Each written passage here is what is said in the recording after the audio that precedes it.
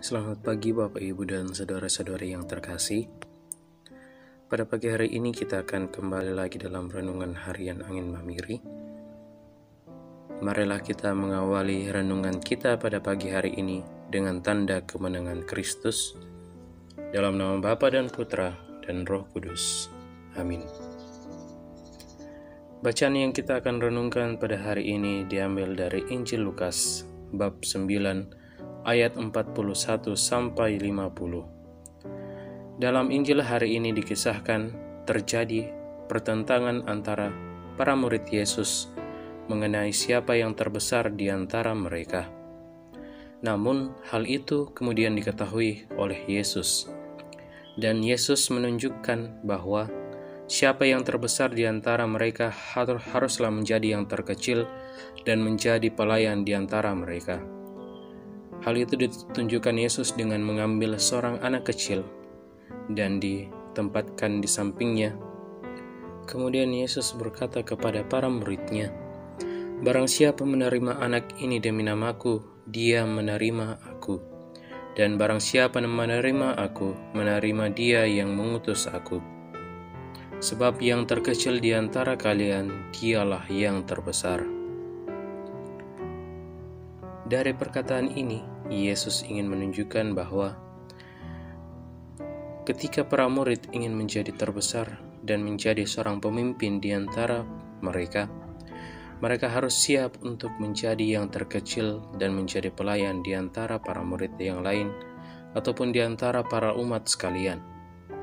Para murid harus siap menerima Yesus dan menerima perutusan yang ditetapkan Allah kepada Yesus, yaitu untuk menderita dan menebus dosa-dosa umat manusia. Hal itu juga harus diterima oleh para murid dalam kehidupan mereka nantinya.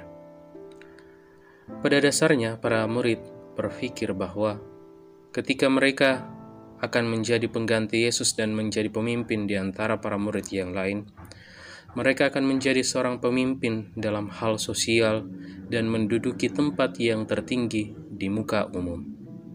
Namun, Yesus tidak berpikiran sama seperti para murid. Yesus menghendaki lain dari para murid untuk menjadi pelayan bagi para pelayan. Baiklah kita mengambil contoh dari Santo Petrus Klaver yang menjadi hamba bagi para hamba, menjadi pelayan di antara budak-budak negro di Kartagena. Santo Petrus Klaver siap dan mau untuk melayani mereka yang bagi orang-orang pada zaman itu dianggap sebagai budak dan dianggap sebagai seorang yang tidak memiliki harga.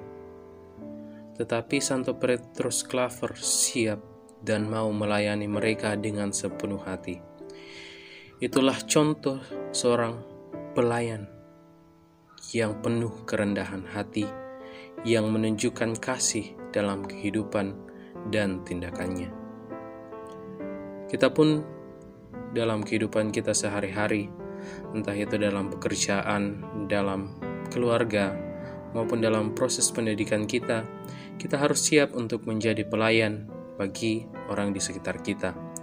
Mungkin dalam hal yang kecil, mungkin kalau misalnya dalam keluarga seorang anak mau membantu orang tuanya dalam pekerjaan rumah, dan lain sebagainya. Semoga Tuhan memberkati kita. Amin.